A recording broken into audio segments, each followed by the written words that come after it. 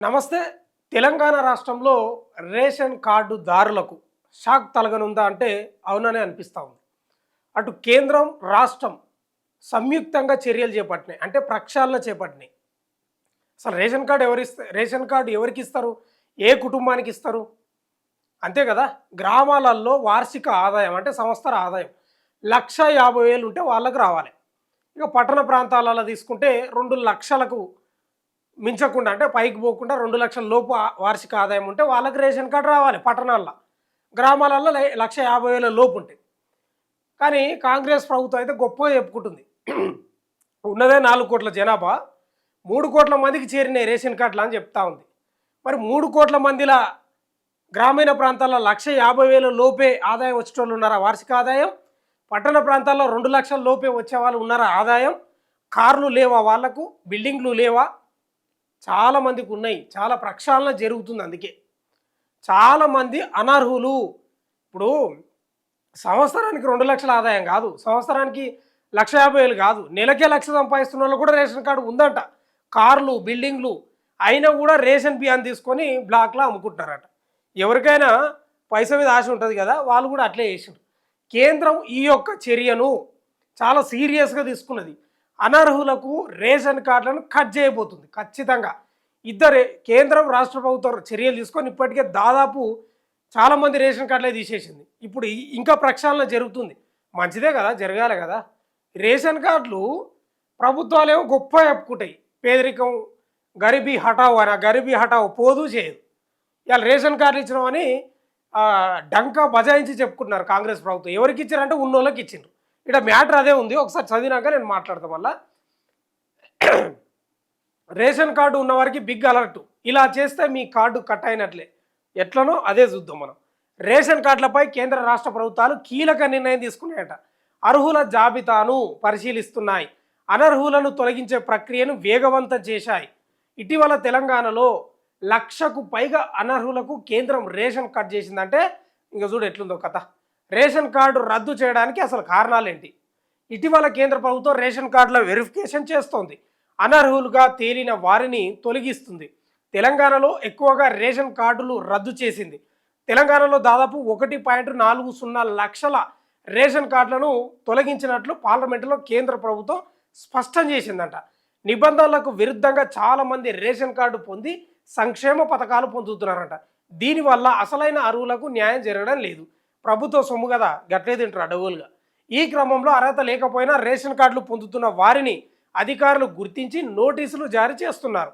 సరైన వివరణ ఇవ్వకపోతే రద్దు చేస్తున్నారు. అర్హుల జాబితాను ప్రక్షాళన చేయాలని రాష్ట్రాలకు కేంద్రం ఆదేశాలు జారీ చేసింది. ఇక చూడు, వీరికి కట్టు. కొంతమంది కోటీశ్వరులు కూడా రేషన్ కార్డులు పొందుతున్నట్లు తేలిందంట.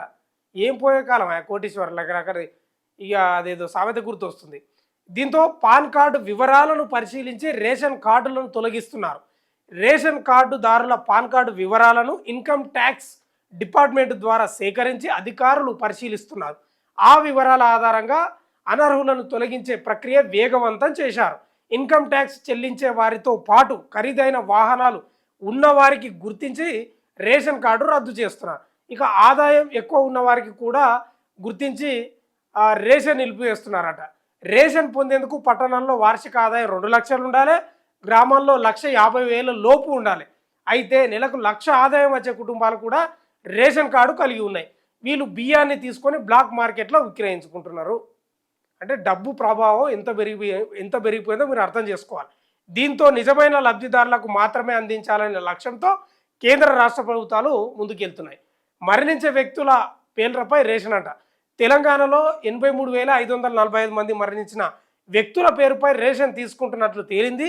ఇక పిఎం కిసాన్ డేటా ప్రకారం 52,339 మంది ఇన్కమ్ ట్యాక్స్ చెల్లిస్తున్నట్లు తేలింది. ఇక 15 ఎకరాల కంటే ఎక్కువ భూమి ఉన్నవారు 5,866 మంది ఉన్నట్లు తేలింది. ఇక తెలంగాణలో 1.05 కోట్లకు పైగా రేషన్ కార్డులు ఉండగా వీటిలో 99.36 లక్షల కార్డులు ఆహార భద్రత కార్డులు ఉన్నాయంట. ఇక అయితే ఈ ప్రక్రియ మంచిదేనా అంటే మంచిదే, మరి చేయాలి. కార్లు ఉన్నోళ్ళు, ఇన్కమ్ ట్యాక్స్ కడుతున్నోళ్ళు, నెలకు 1,00,000 సంపాదిస్తున్నోళ్ళు ఎందుకంటే వీళ్ళకి నాకు అర్థం కాదు. ఎందుకు ఇది ప్రభుత్వ సొమ్మును అప్పనంగా తినడం కాదా? ప్రభుత్వ సొమ్మును దోచేయడం కాదా? ప్రభుత్వాలేమో అడ్డగోలు ఇచ్చుకుంటా పోతే ఎంక్వైరీ చేయవు, పాడు చేయవు. ఇది ఎంత దోపిడీ తెలుసా? మామూలు దోపిడీ కాదు.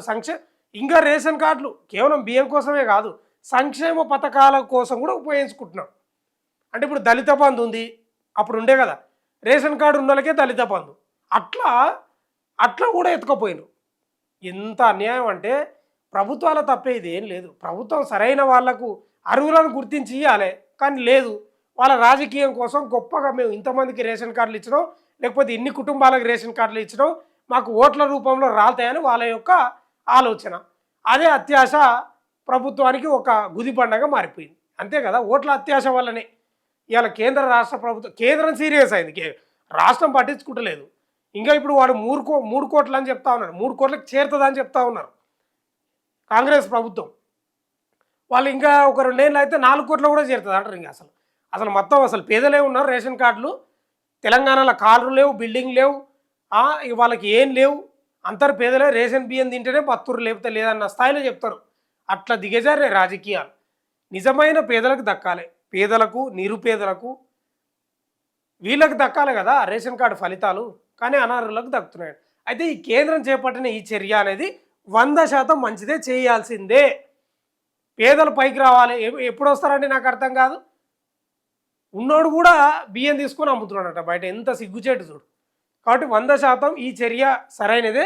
ఇంకా చాలామంది ఉంటారు, చాలామంది ఉంటారు రేషన్ కార్డులు తొలగించాల్సిన వాళ్ళు చాలామంది ఉంటారు. ప్రక్షాళన చేయాల్సిందే. నిరుపేదలకు సంక్షేమ పథకాలు బియ్యం అందాలి తప్ప అనర్హులకు అందాల్సిన అవసరం లేదు. ఇది కూడా మన స్టాండే, కేంద్రం స్టాండే కాదు, మన స్టాండ్ కూడా అదే. 100% ఈ పని చేయాల్సిందే. దీనికి మద్దతు ఉంటుంది. చూస్తూనే ఉండండి మన తొలి వెలుగు.